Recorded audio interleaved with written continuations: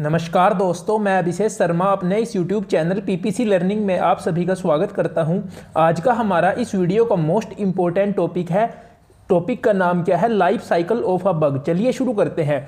इस टॉपिक को हम बिल्कुल डिटेल से पढ़ेंगे। चलिए देखते हैं इस टॉपिक को हम कैसे लिख सकते हैं, कैसे डिफाइन कर सकते हैं अगर ये एग्जाम में आ जाए।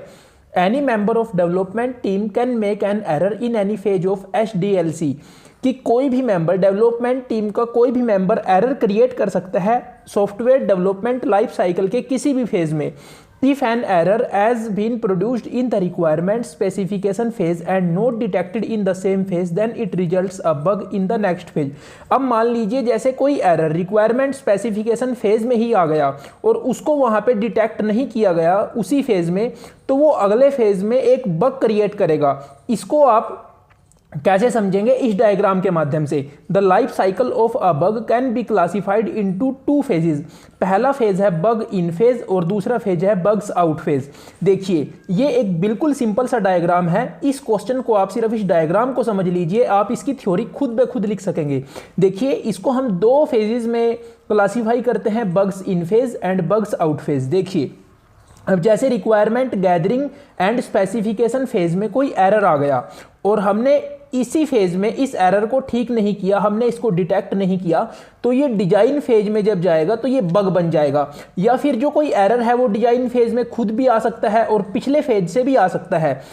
यहां से आप समझ गए होंगे, यानी किसी भी फेज में एरर आ सकता है और अगर उस फेज में हम उस एरर को डिटेक्ट ना करें, रिजोल्व ना करें, सही ना करें, तो वो अगले फेज में बग क्रिएट करेगा।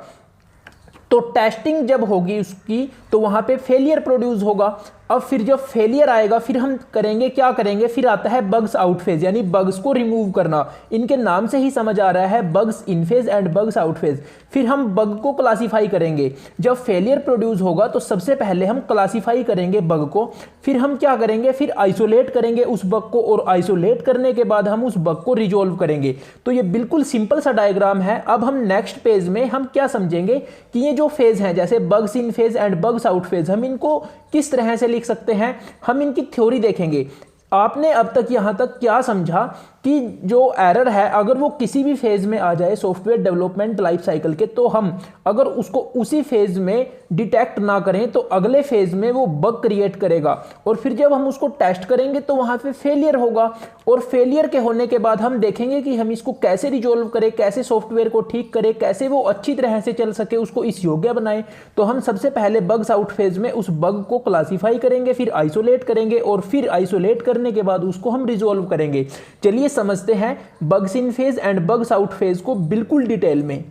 Bugs in phase, this phase is where the errors and bugs are introduced in the software. यह वह फेज है जिसमें एरर और बग्स इंट्रोड्यूस होते हैं, यानी आते हैं जब हम किसी सॉफ्टवेयर को डेवलप कर रहे होते हैं। Whenever we commit a mistake, it creates error on specific location of software and consequently it causes some conditions to fail, leading to bug in software। ये बातें मैं आपको उस डायग्राम में समझा चुका हूँ। This bug is carried out to subsequent phases of HDLC, यानी जिस फेज में सॉफ्टवेयर डेवलपमेंट लाइफ साइकिल के जिस भी फेज में एरर आ जाता है, अगर हम उसी फेज में उस एरर को रिजोल्व नहीं करते तो वो अगले फेज में, जैसे सॉफ्टवेयर डेवलपमेंट लाइफ साइकिल के अगले फेज में एक बग क्रिएट करेगा और लास्ट में जाके वो फेलियर प्रोड्यूस करेंगे। तो बग्स इन फेज को हम बिल्कुल सिंपली डिफाइन कर सकते हैं। फिर आता है bugs out phase. If failures occur while testing a software product, we come to conclusion that it is affected by bugs। अब जब हम उसको टेस्ट कर रहे होते हैं, हमने टेस्ट के बारे में पिछली वीडियो में पढ़ा था। जैसे हम जब सॉफ्टवेयर बनाते हैं तो हम प्रत्येक फेज में टेस्ट करते हैं कि कोई एरर तो नहीं है।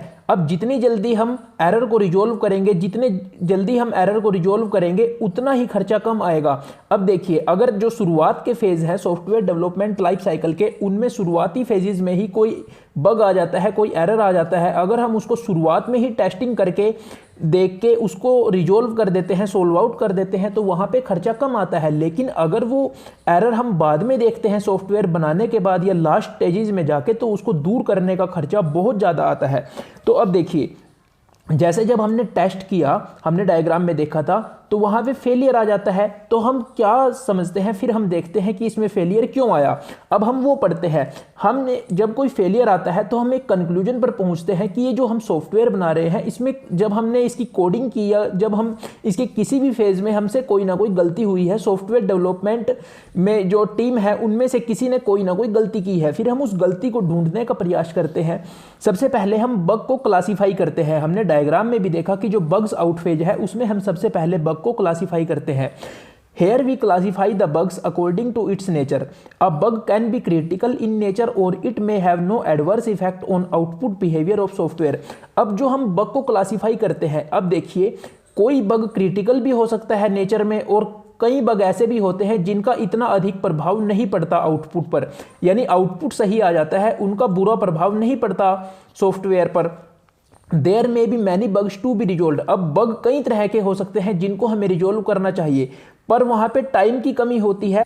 अब टाइम की कमी के कारण हम क्या करते हैं, हम सबसे पहले उन बग्स को क्लासीफाई करते हैं, उन बग्स को रिजोल्व करने का प्रयास करते हैं जो हमें लगते हैं कि इनको रिजोल्व करना ज़्यादा ज़रूरी है, और जिन बग को रिजोल्व किए बिना काम चल सकता है, अगर हमारे पास टाइम की कमी है तो हम उनको छोड़ देते हैं, लेकिन हमें सारे के सारे बग्स को रिजोल्व करना चाहिए। अब देखिए हमने बग को क्लासीफाई कर लिया बग्स आउट फेज में, फिर हम बग को आइसोलेट करते हैं। इसमें क्या होता है, हम देखते हैं कि जो बग है वो कहाँ पे आया है, हम वहाँ तक पहुँचने का प्रयत्न करते हैं, वहाँ तक पहुँचने का प्रयास करते हैं कि जोन से फेज़ में बग आया है हम वहाँ तक पहुँचने का प्रयास करते हैं और उस बग को आइसोलेट करते हैं।